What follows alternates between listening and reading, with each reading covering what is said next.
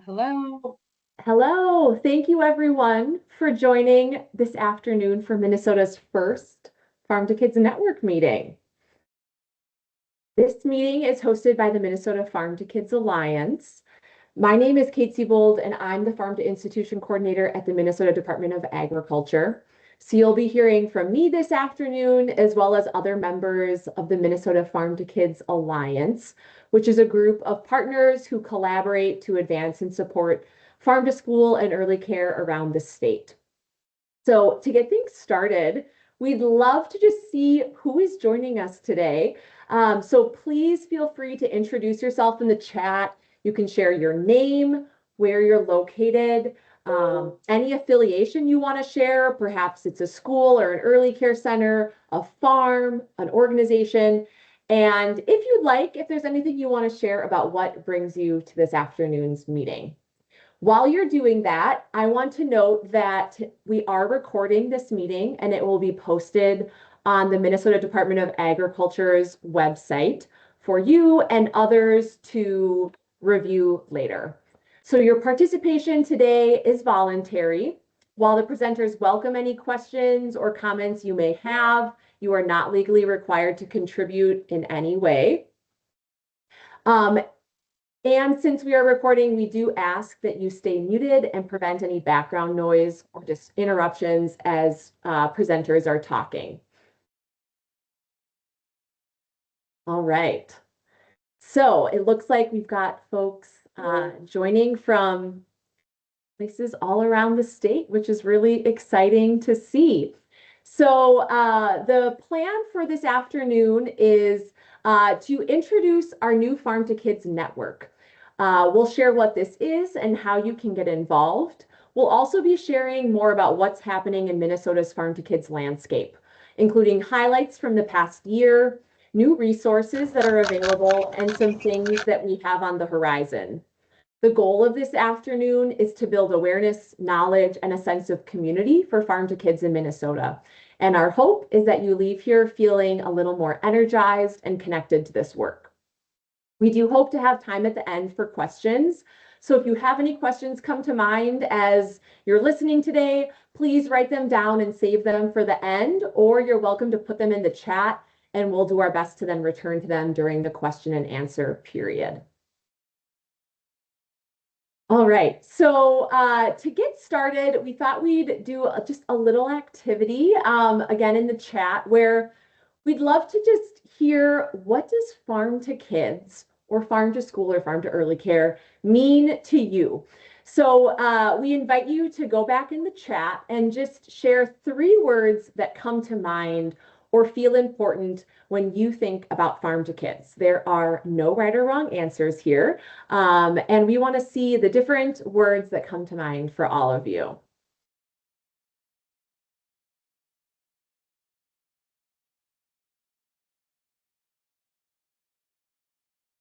All right, I'm seeing locals and food, kids, fresh, Minnesota grown, community, nourishment, connection, fun, love it, brain development, delicious, nutritious.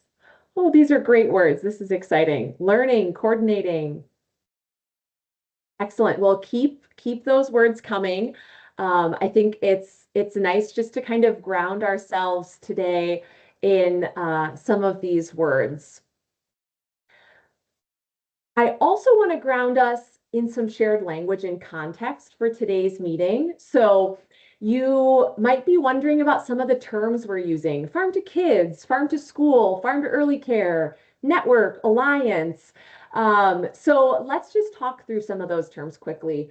We're using the term farm to kids in Minnesota. It's a bit of a newer term, but we're using it to refer to both farm to school and farm to early care. And the idea is that term is just a shorter, more inclusive way to refer to both.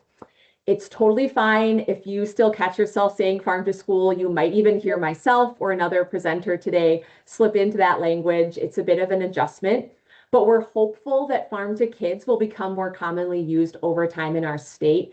And we invite you to join us in starting to use farm to kids in your language. And when we say farm to kids, we're talking about purchasing and serving local foods to kids in educational settings like K-12 schools and early care centers and in-home daycares, as well as providing food and agriculture education and supporting school gardens. Here in Minnesota, we're working to build a strong and connected community around this work. And so today we're going to be sharing more information about the Minnesota Farm to Kids Alliance and Network. But a quick preview is that the Alliance is a group of partners that provide statewide coordination and leadership for Farm to Kids programming and initiatives. And the network is a broader community of practitioners, partners, and supporters from across the state who are engaged in this work. So the formation of the Farm to Kids Alliance and networks are results that came out of the Minnesota Farm to Kids Strategic Plan that was released in 2024. This strategic plan was collaboratively developed by a group of partners, including state agencies and institutions and nonprofit partners that work in this farm to school and early care space. And the strategic plan, which was the first of its kind here in Minnesota, was designed to provide a comprehensive vision and 5-year roadmap for expanding local food purchasing and agricultural education in K-12 schools and early care settings. So through a nearly year-long visioning and strategic planning process, which many of you and other stakeholders contributed towards, partners identified 3 main priorities, along with specific goals and strategies for our collaborative work through 2030. So you can see here on the screen, our 3 main priorities are focused on increasing purchases of Minnesota grown and raised foods by schools and early care settings, improving integration of food and agriculture into classrooms, cafeterias, and other educational environments, and building and activating a strong farm to kids network. So today we're really here to focus on that 3rd priority, building and activating a strong network. So we are going to dig into the details of the entire strategic plan, but I do invite you to give it a read if you're interested. And the full plan and the accompanying summary document can be found online, and we can put that link in the chat for you as well. So following the completion of the Farm to Kids strategic plan, the partners that were behind the formation of that plan joined together as the Minnesota Farm to Kids Alliance. And the Alliance aims to unite the efforts of people supporting farm to school and early care to nourish children's bodies and minds, cultivate viable farms, and build vibrant communities in our state. So we work together to support relationships and infrastructure that advance purchases of local foods, the integration of food and agriculture into teaching and learning, the availability of diversified, flexible funding to advance farm to kids strategies, increased public awareness and participation in Farm to Kids in Minnesota, and the implementation of the Farm to Kids strategic plan. So Alliance members are individuals whose organizations have signed on to lead or support specific strategies laid out in our Farm to Kids strategic plan. And you can see the members of the Alliance here on the screen. So the state of Minnesota, there are multiple agencies, including Department of Agriculture, Education and Health, Land Stewardship Project, Minnesota Agriculture in the Classroom, Minnesota Institute for Sustainable Agriculture, Renewing the Countryside, University of Minnesota Extension, Providers Choice, Minnesota School Nutrition Association, and the Institute for Agriculture and Trade Policy. And if you and your organization are interested in signing on and joining the Alliance, you can reach out to myself or Jamie Anderson at the Minnesota Department of Education, and we would love to chat. So in addition to the formation of the Farm to Kids Alliance, we're also excited to be launching our Farm to Kids Network.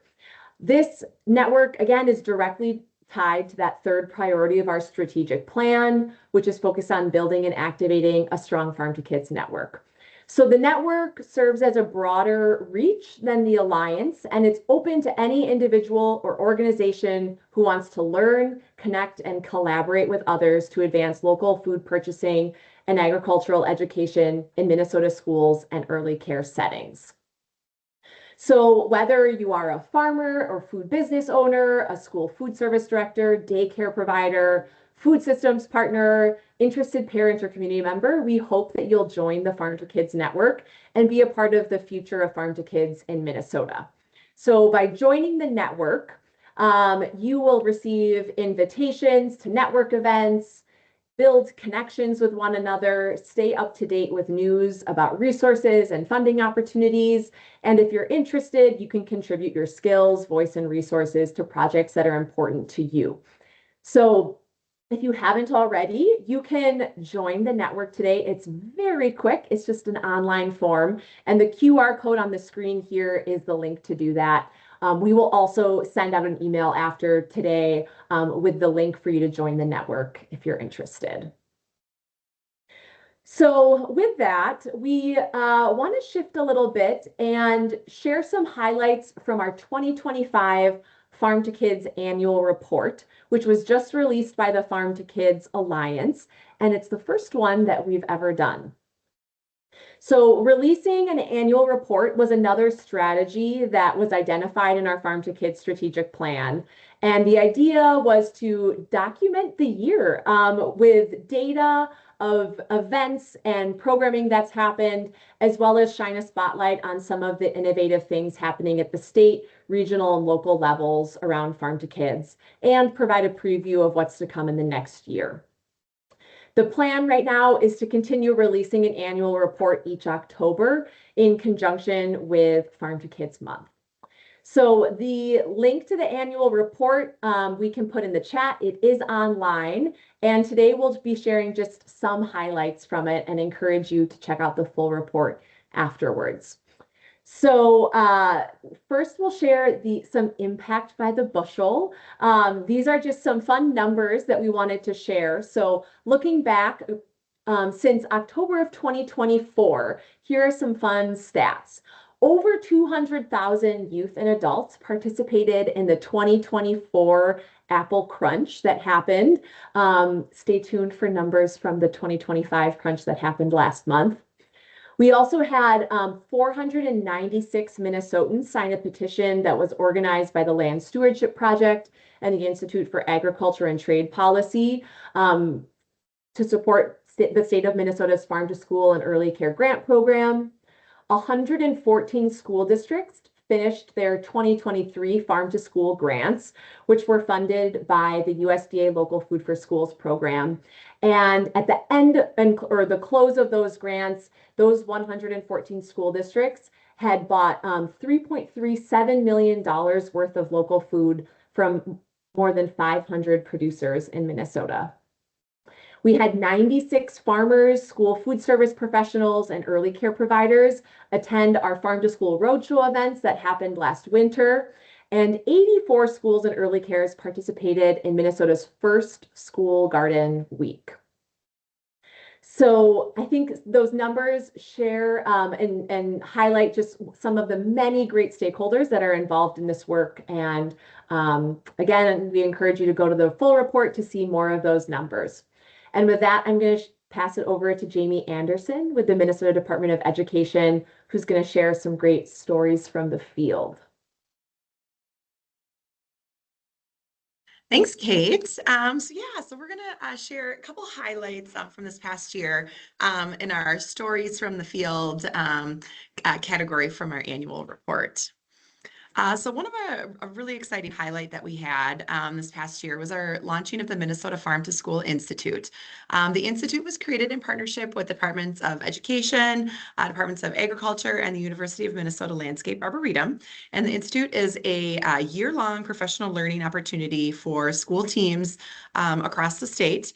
Teams apply to be part of the Institute, and then upon selection, they're paired with a coach, and this coach works with them throughout the whole year and helps them create kind of a vision and then an action plan for their farm to school program at their school or district. And so we have an immersive kickoff retreat event in June, which is located at the Minnesota Landscape Arboretum, specifically at the farm.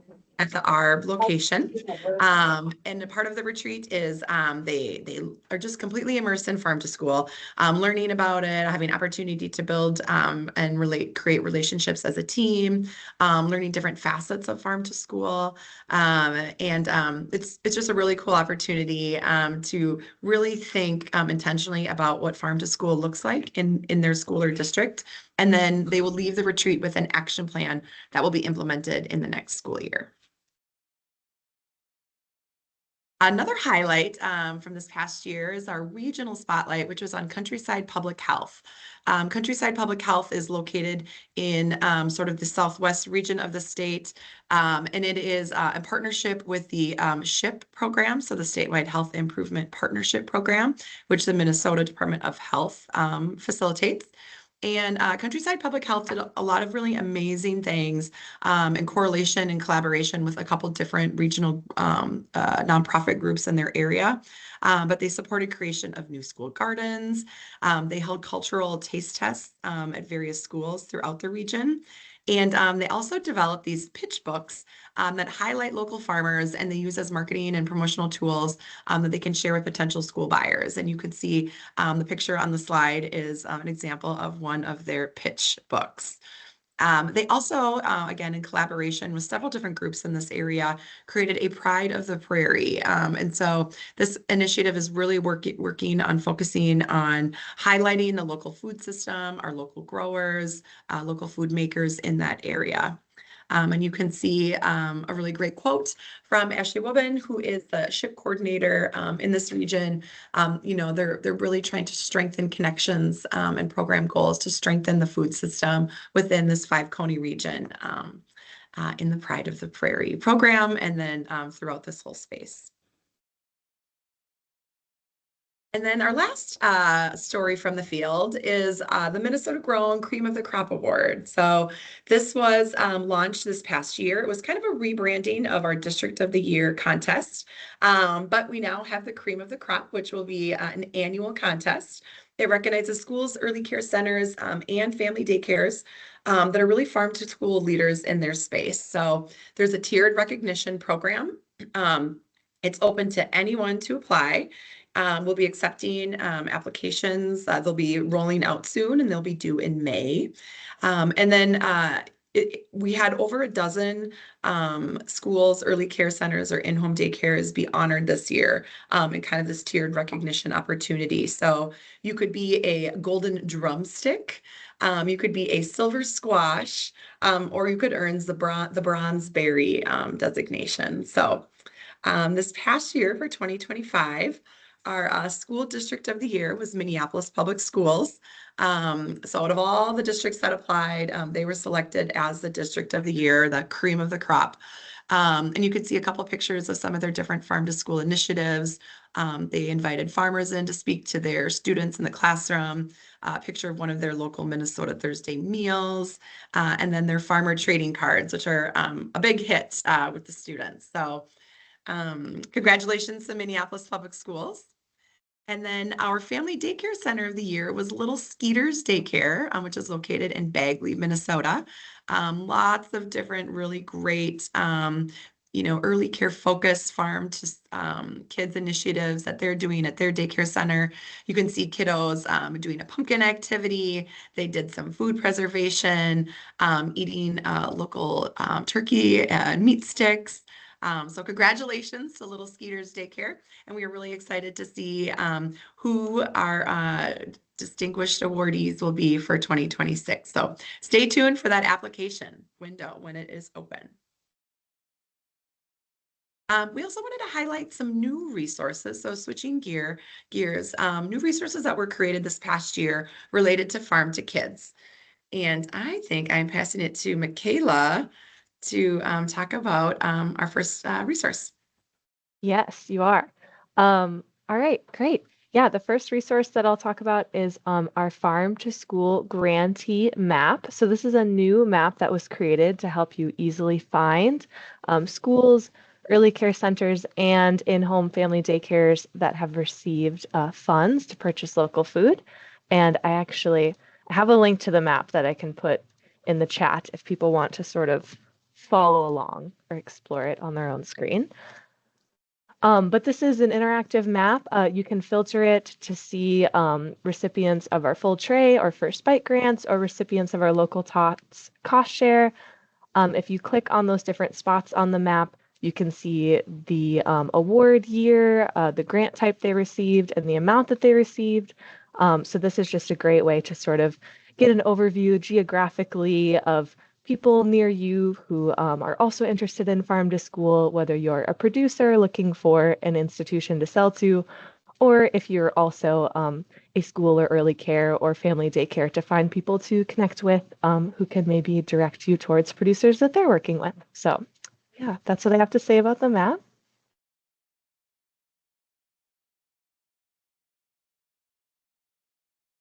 Another new resource is we have a school garden resource hub, and let me get the link to that as well. Put that in the chat. So this resource hub is hosted on the Minnesota Ag in the Classroom website. There's a new school gardens tab on their website to sort of host all of these different resources focused on school gardens. It's really designed to function as like a one-stop shop for different resources that can help you start a school garden, keep running your school garden, find funding, just sort of navigate a lot of those different challenges that come with having school or youth gardens. The resources that were selected to be on this resource hub were informed by the results of the school garden survey, which was conducted by the MDA and Ag in the Classroom last fall, like last November. So I guess happy 1 year anniversary to the school garden survey. But based on the results of that survey, we sort of got a read on the specific challenges that folks are facing in terms of having school gardens and tried to compile this like one-stop shop of resources to address those different challenges. And it's definitely a dynamic resource. There are some different future expansions planned already. We're planning to do some different case studies to talk about summer garden management or funding staff positions for the garden. So this is definitely still just like a first iteration of this school garden resource hub. So keep an eye on it, keep checking it out to see how it expands continuously into the future. And we also have a new farm to school story map, and you already know that I have a link for that too that I'm going to put in the chat. So this is another interactive map that's a little bit more narrative focused than the grantee map. So right now there are, I believe, 9 schools and 9 producers featured on the map. And each school or producer has sort of a small article really detailing like their farm to school efforts, how farm to school has helped them grow their business or service their students. And so it's just designed to be like a really interactive and narratively focused way to promote farm to school, to see what other people are doing, to sort of build excitement around what's possible when you have money to buy local food and sort of an interest and the heart to engage with your community and local agriculture around you. So yeah, there's some really interesting stories. I'm sure there are some folks on this call who are featured on the story map as well. Yeah, so just really cool space to hear people's stories, hear what they've done with Farm to School, to see visually what folks have done. And this also is we have plans to continue expanding it and continue adding more and more stories to this map. So this is again a dynamic resource that will continue to grow. Thanks, Michaela. I am going to take it from here, and we're going to talk a little bit about Harvest of the Month early care resources. So we were very fortunate to have received funding, specifically the Minnesota University of Minnesota Extension and the Institute for Agriculture and Trade Policy, as part of our alliance, had received funding to adapt our Harvest of the Month resources for early care spaces. And they did a fabulous job with the program. The early care resources are available on the Farm to Early Care Minnesota website and also on the Harvest of the Month website. But basically, they created activity plans that were focused specifically for our littlest learners, so our early care folks. They have fact sheets, they have Harvest of the Month videos, simple recipes that are crediting information is included for the Child and Adult Care Food Program, which is extremely helpful for our CSC providers. And then they also have translated resources too that are available in Somali, Hmong, and Spanish, which we just really think is amazing that they were able to add that component in as well for early care settings. So check it out. They're adorable. A couple examples on the slides. They did a really great job creating these resources. And then two other new kind of procurement food safety resources that were just recently created in partnership with the Minnesota Institute for Sustainable Agriculture and MDE. We created two different food safety trees. So there's always a lot of questions around local meat and poultry, local eggs, and part of the child nutrition programs, what can or what cannot be served. And so we have these two different resources and kind of thinking of it as sort of a kind of a food safety tree. So if you're going to serve this, what can you do? And you kind of move through the tree. It gives some different ideas on what can and what cannot be served to different populations. Also talks about, who your end user will be, processing, all sorts of fun facts. So this information we will be sharing as well and will be posted on our Farm to Kids Minnesota website, and then also MDE's website in the near future. So stay tuned for more information on that. If you did want the information and the food safety trees prior to them being publicly posted, please feel free to send myself or Kate an email, and we can get those to you right away as well. And then I am going to pass it on to Sarah George, who's going to share a little bit about our Regional Local Food Coordinator project. Thanks, Jamie. I'm going to drop a link in the chat now so I don't forget if you want to just click the slides forward. Alexandria and I are super excited to be leading the Regional Local Food Coordinators project. So we now are super excited to announce that we have 5 regional local food coordinators located throughout the state. They're seen here on this photo, but in the next slide, you're going to see the map of where our regional local food coordinators are. Each of our coordinators are broken into the regions throughout the state. And you can scan the QR code or click the link that I dropped in the chat so that you can see this map and have access to those emails.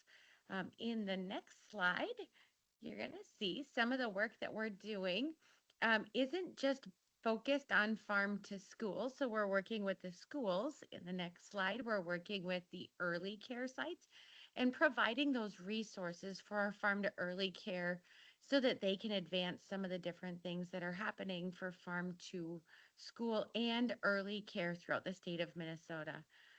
I put the emphasis on farm to school. Alexandria has the farm to early care background, and together we make a heck of a team.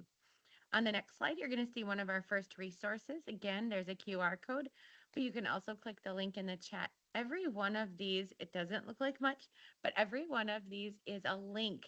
This is the Farm to Kids support for schools and early cares.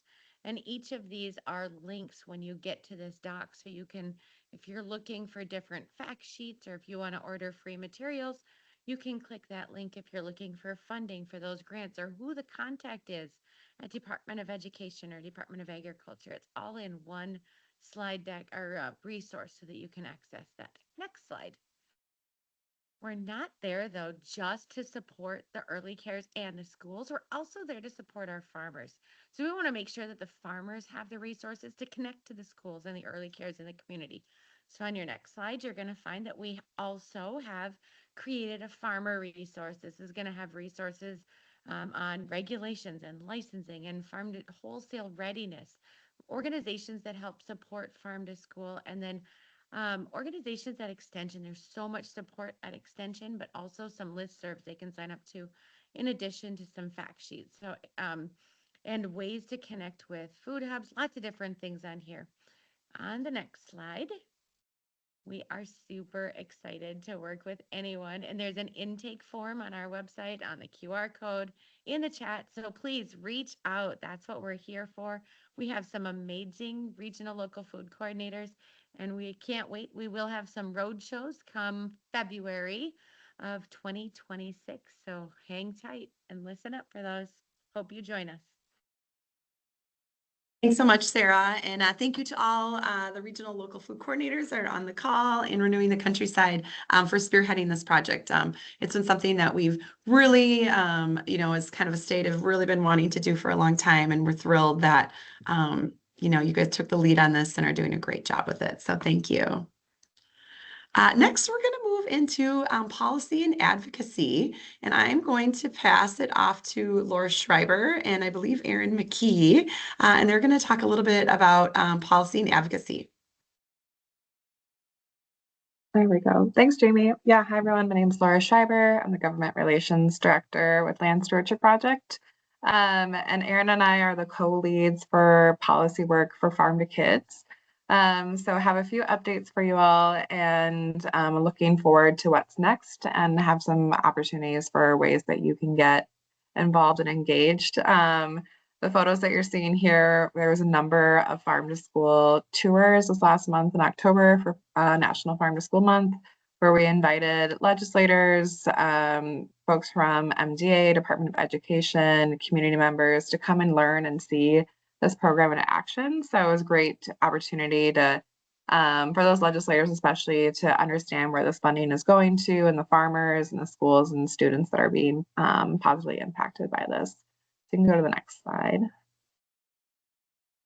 So giving a little bit of a legislative recap from last session. Not sure how many people were paying attention or as in the weeds as myself maybe, but we had a rather chaotic last session last year with some deficits projected for the state.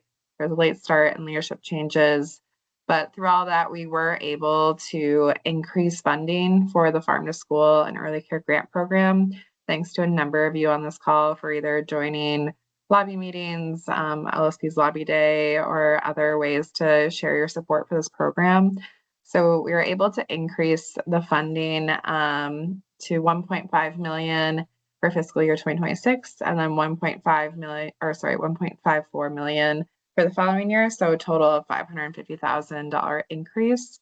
And I know Erin and I can speak to at least talking to legislators at the beginning of session. It was a lot of expect absolutely no increases, if anything cuts. So I feel really excited and grateful to get that increase there. And another win was we got new baseline funding. So what the program is, the set amount for that program is now 1.68 million for 2028. And that's an increase from 1.29. This isn't directly farm to school related, but something that I know a lot of folks on this call also have been paying attention to and support is the local food purchase assistance program. We had that at the federal level, buying especially from beginning BIPOC emerging farmers and directing that food to families that are in the most need. So we were able to pass a state level program for this with 1.4 million over the next 2 years. And that was with the work of a lot of different partners, the Minnesota Farmers Union, IGP, LSP, and many more supported this. And one exciting thing, keeping in the emerging farmer angle, is 70% of that food must be purchased from limited land access or limited market access farmers. So a new definition of emerging farmers. So yeah, that was what we were able to do last year. And again, thanks to great advocacy and support from this network and partners that are able to do advocacy work. So I'm going to pass it over to Erin for looking ahead for this year. Yeah, so we're thinking now about the 2026 legislative session, and I think a lot of people in this group probably know that Minnesota operates on a biennium, so they have a budget setting year every other year. And so 2025, this last spring, there was a budget setting session, but in 2026, it will be a policy setting session. So there aren't as many opportunities to ask for funding for new projects or increases to funding to projects that already are going on. Though sometimes if there's a big budget surplus, there might be extra money that you could try to ask for, but it's really more a time to think about any policy tweaks to the way that projects or any existing programs are working.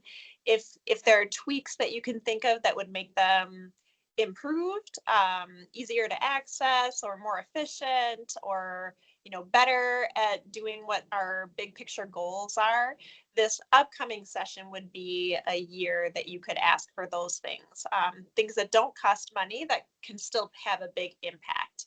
And so the other thing about this upcoming year is that even if they had funding available through a surplus, which we haven't had yet, the budget forecast for next year, but they weren't very positive about what the outlook would be for the budget for next year. But if they did have extra funding, there has been a lot of chaos at the federal level that has had impacts on what's happening at the state.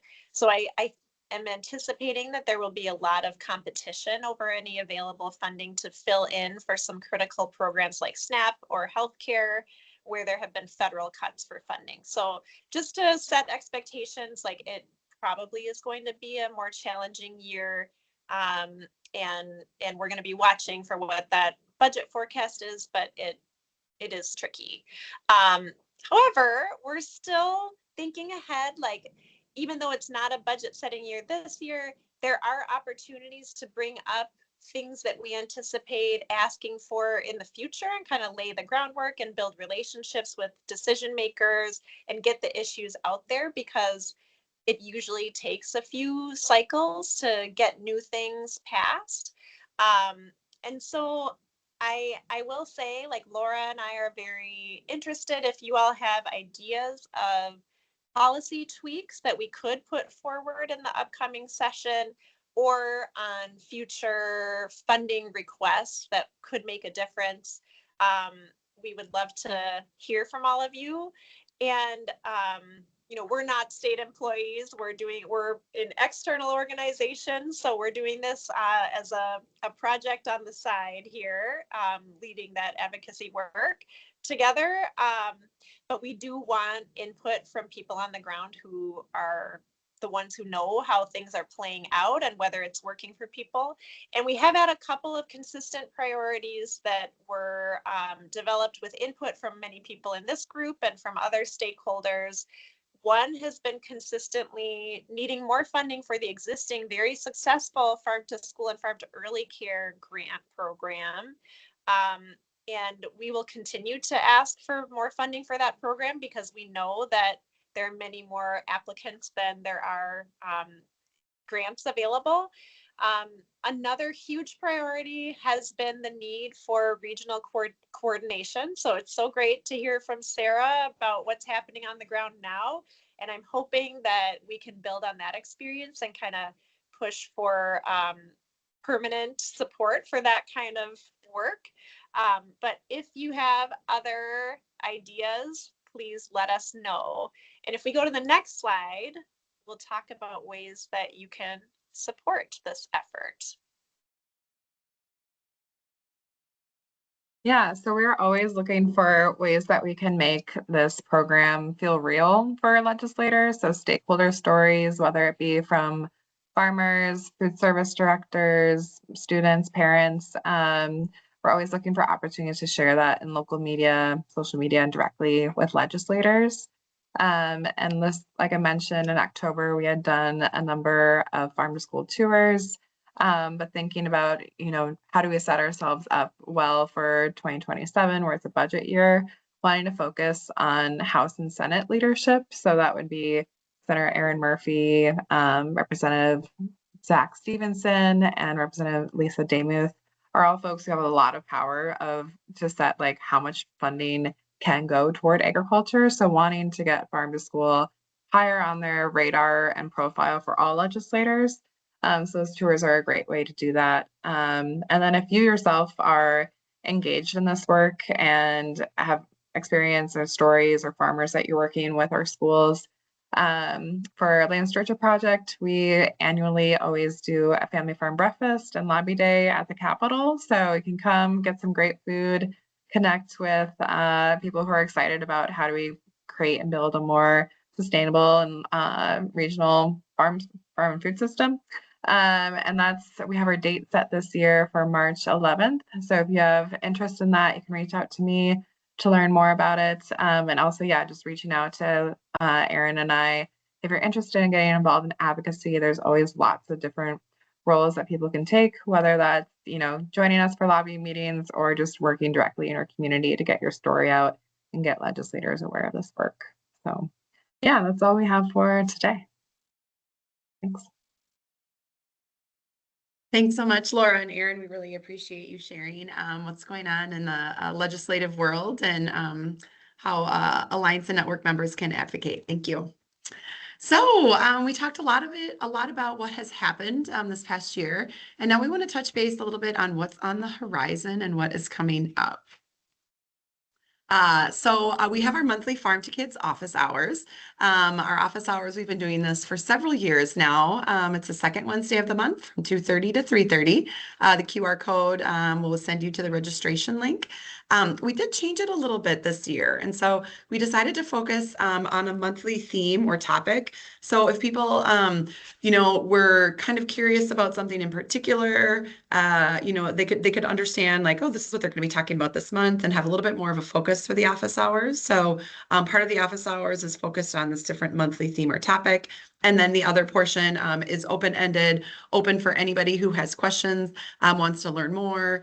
We have a lot of our Farm to Kids Alliance members that attend the call in a lot of different fields they are these subject matter experts. So it's a great space to join if you have any specific questions or you just kind of want to hear and learn and kind of hear what the buzz is. So we just had our November one. We did a producer and buyer virtual networking experience that went pretty well. We were pretty pleased with the logistics of it anyways, and virtual networking. In December, we will be talking about promoting your farm to kids story experience and then how to tell that story. So please join in and then you can see the rest of the themes for the rest of the school year. We have an upcoming virtual field trip. So our Minnesota Ag in the Classroom, they routinely do virtual field trips in 2 weeks, I believe. They'll be going to John Zimmerman's turkey farm in Northfield, Minnesota. These virtual field trips are a blast. It's live. They have a lot of different classrooms join in. They do the field trip in a live setting, and then students or any participants can jump in and ask questions of the host. And so I'm sure there'll be a lot of really great questions around turkeys, Thanksgiving, considering the season that we are in right now. So feel free to join in. The link can be found on the Minnesota Ag in the Classroom website. And then very exciting, back again is the School Garden Conference. So save the date, Friday, March 13th, 2026. It's going to be put on by the Minnesota Ag in the Classroom, Minnesota Department of Agriculture, and the Minnesota Landscape Arboretum. So much more details to follow, but we are thrilled that the School Garden Conference will be back again in March, and just really excited that we had so many great attendees last year and people wanting to do this on an annual basis again. So stay tuned for more information. Also, we talked a little bit about the Farm to School Institute and our stories from the field. We are accepting applications now, so you can scan that QR code. You can see we really like QR codes, but scan the QR code. It brings you to the Institute website. There's a really amazing video that was just recently created that explains a little bit more about what this Institute is, what it all entails. You can hear some testimonials and stories from past participants, stakeholders, supporters of the Institute. So check out the video, check out the website, feel free to form a team. And then the applications are also on our website too. They are due February 27th, 2026. So it seems like a long ways away, but we know how much time flies. So if you're considering applying, please check it out. Feel free to, again, send us an email with any questions. Happy to answer any questions that you may have. And then stay involved. So this is actually a picture from this past year at the Institute, beautiful space at the farm at the Arb. But we want you to stay involved. So if you're not already a member of our Farm to Kids Network, hop on and join. Like Kate kind of said in the beginning of our presentation, it's a really great way just to stay informed, hear about different events that we're doing, just become more involved and an active participant in the great work that's happening in our state around local food. So QR code can get you to sign up. Quick little sign up survey. And then another way to stay up to date is our Root Review. And so this is a quarterly newsletter with statewide farm to kids updates, a lot of really, really great content. We highlight things that have happened, things that are coming up, grant opportunities, other funding opportunities. There's featured recipes, resources, all sorts of really, really great information. So if you are not signed up for the Root Review, I definitely would recommend signing up. It's just a quarterly newsletter and chock full of great information and resources. And that is all that we have for our formal presentation today. So if there are any questions, happy to answer them. If you are comfortable coming off mute or you want to throw something in the chat, that is just fine. We'll just give everybody a minute in case anyone has any questions they want to ask of the Alliance or any of the presenters today.